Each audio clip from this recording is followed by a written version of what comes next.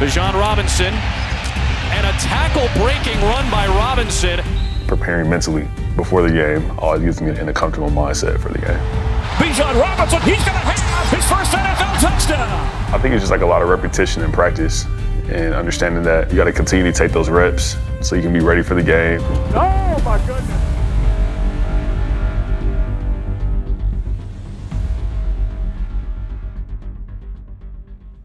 I'm here with Falcons running back Bijan Robinson and Cigna's Jason Youngblood to talk about mental wellness. So tell me, Bijan, what does mental wellness mean to you? You know, just how you are in your headspace and how you can adapt to things when things are going rough or things are going great. I know everybody has different things, whether it's meditation or speaking to a therapist, anything that they can do to get their minds back to center and back to focus, rather than going down in the hole.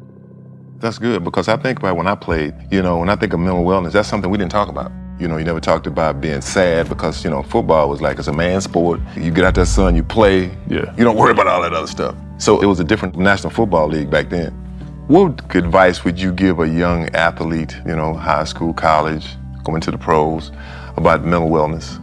I would tell them, limit your social media, like how much you're on your devices. The worst thing that you can listen to is always just hearing how good you are as a person, how good you are as a football player, how good you are, because you're just always thinking, I have to be this person. And for me, that helped me out a lot, putting that all to the side and not listening to that at all, because me getting all that gut in my brain of the great stuff and then even like the bad stuff can just tear you down. Like it can really hurt you as a person and as an athlete. Taking a walk, that always helps a lot. Like even at night, just going outside, being in a safe area, listening to music, a lot of like just chill, like indie soul type of music, just to get my brain back to focus. So those are definitely three things that I would say to help out.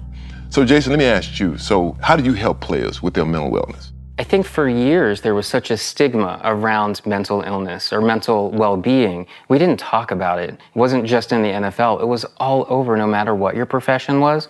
And I think it's been in the last decade or two that there's been a lot more focus on your mind being well and your body being well. And if you're playing and you're sick or you're injured, there's so much focus and attention there. But you can only be and play as good as your mind will allow you, because you have to be sharp and crisp. The Falcons on the toss. It's Robinson. Couple of nice moves. Out across the 45 and still going. Bijan, let me ask you, have you ever had anything like was going on in your life that wasn't all the way right that you took onto the field? I've never taken off the field things on the field, because like when I get on the field, it all goes away. Obviously, it doesn't work like that for everybody, but for me, like when I'm on the field, that's where I'm focused at.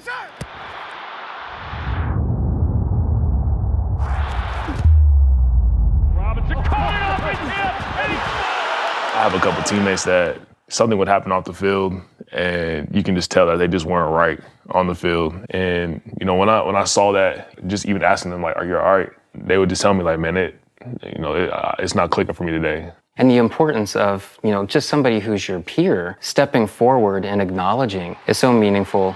And Atlanta is back in front. A lot of people, they don't want to let them know like I've got something going on. I think I've seen that changed, from the time that I played in the National Football League, even from the time I'm retiring and just being an older man now. Yeah. How was that for you when you retired and moved into that next phase of your life? Lots of changes there and a lot of challenges, but maybe just different than when you were on the field. When I retired, it wasn't a lot of options. Like a lot of guys, they went into maybe broadcasting. If they had a family business, but a lot of African-American kids didn't have family businesses.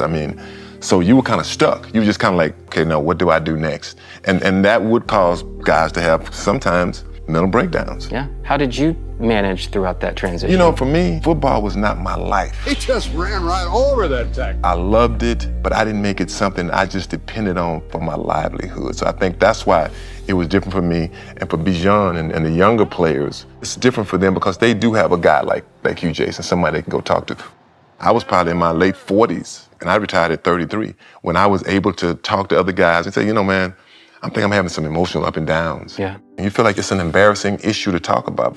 Something that was big that you said was you didn't make football your life. Football, that's what God blessed me to do. That's what I love to do. And that's what I'm gonna do to the best of my ability for as long as I can. But when I am done, I don't wanna be the guy that has nothing else to do. And then I'm going into depression or, something bad happened. So all those keys that you said, like, that's huge that I'm hearing that, especially from you. Comes again. I mean, you're a Hall of Famer. You're the guy who a lot of us football players look at for an example. So, that's big coming from you. Is he tough? Dickerson squeezes out the first down and touchdown. He scores. How important is it to have a support system? Research actually shows if we get sick, but we're surrounded by people who care for us and who give us hugs, that we actually get better more quickly. And so having a support system isn't just nice to have, it actually can make us healthier. Bijan's got it, makes a cut, and explodes. Gets to the edge.